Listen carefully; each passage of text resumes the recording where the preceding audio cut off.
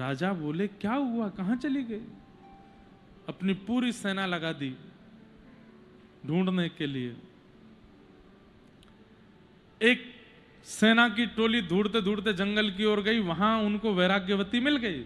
आंख बंद करके प्रसन्न मुद्रा में गुरुदेव की प्रतीक्षा कर रही है। सैनिकों ने जाकर के जैसे ही राजा को बताया, राजा आए, आकर के देखा वैराग्यवती आंख खोलकर, पिताजी मेरे पास मत आना, मुझे खोलिएगा नहीं। और आप लोग क्यों आ गए यहां पर? मैं ठाकुर जी से मिलने वाली हूं, जाइए ना यहां से।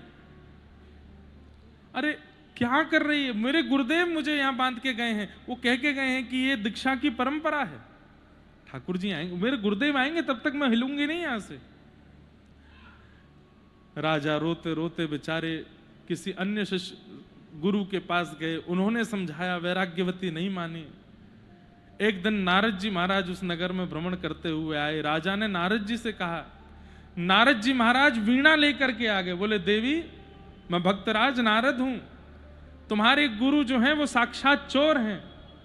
वैराग्यवती बोली चोर होंगे आपके गुरुदेव, मेरे गुरुदेव के बारे में गलत सलत मत बोलिए, मेरे गुरुदेव आएंगे ठाकुर जी से मिलाएंगे।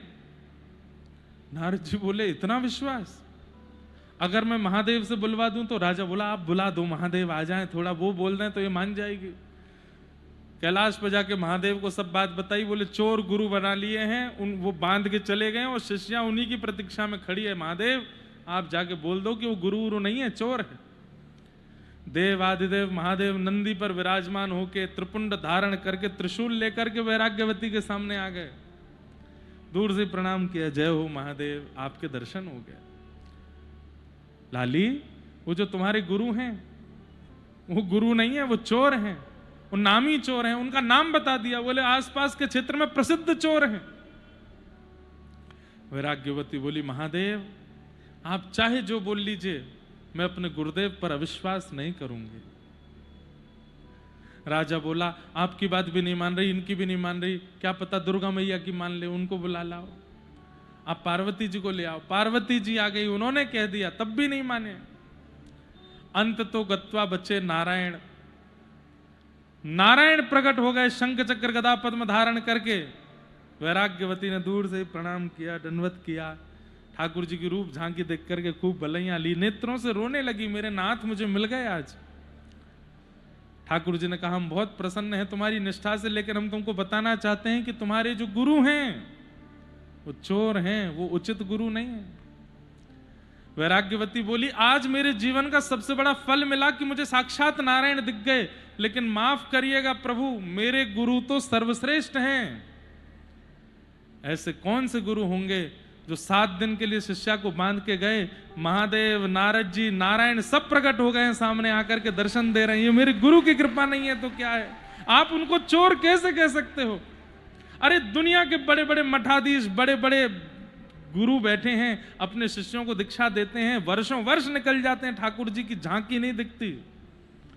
एक सप्ताह में सारे देवता मेरे सामने आकर के खड़े हो गए, ये मेरे गुरु की कृपा नहीं है? ठाकुर जी महादेव को देखे, महादेव नारद जी को देखे, बोले भैया प्रणाम है इसको। तो बोले अब दर्शन हो गए, अब तो जाओ तुम अपने। ना, मेरे गुरुदेव जब तक आके मुझे नहीं खोलेंगे मैं नहीं जाऊंगी। भगवान बोले मैं प्रकट हो गया हूं तुम्हारे सामने, अब तो मान जाओ। नहीं, मेरे गुरुदेव। ठाकुर जी महादेव को संग लेकर के बोले इसके गुरु को पकड़ के लाते हैं। गुरुदेव 5-6 गांव दूर कहीं पर डकैती डाल रहे थे। ठाकुर जी पहुंचे, रात्रि का समय, घर में घुस रहे थे, मुंह पर कपड़ा वपड़ा बांध के। पीछे से ठाकुर जी ने कहा सुनो, पीछे मुड़ के देखा तो शंख चक्र गदा पद्मधारी ठाकुर जी। भगवान आप भगवान हैं? अरे आप महादेव हैं। बोले तेरे चक्कर में पूरा देव समाज हेला पड़ा है, चल जल्दी यहां से। बोले हमने क्या किया? बोले कि तू वो वैराग्यवती को वो अभी तक बंधी हुई है क्या वहीं पे? मुझे तो लगा राजा की सेना ने आके खुल दिया होगा। ठाकुर जी उसको लेकर के गए, जाकर के उसने जब वैराग्यवती की रस्सी खुली, वैराग्यवती ने दंडवत प्रणाम किया, चरणों में लेट करके, और चरण पकड़ करके बस माथे से लगाने लगे, मेरे गुरुदेव आपकी कृपा, सब मिल गए मुझे। निष्ठा गुरु शब्द जो है ना,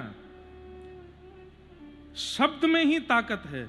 व्यक्ति में तो योग्यता आ ही जाती है, अध्ययन के द्वारा, परिश्रम के द्वारा, तप के द्वारा। जो व्यक्ति गुरु पद पर बैठा उसमें तो योग्यता आ ही जाती है। नहीं तो गुरु शब्द अपने आप में ही बहुत बलवान है, बस उसके प्रति निष्ठा कोई बना ले।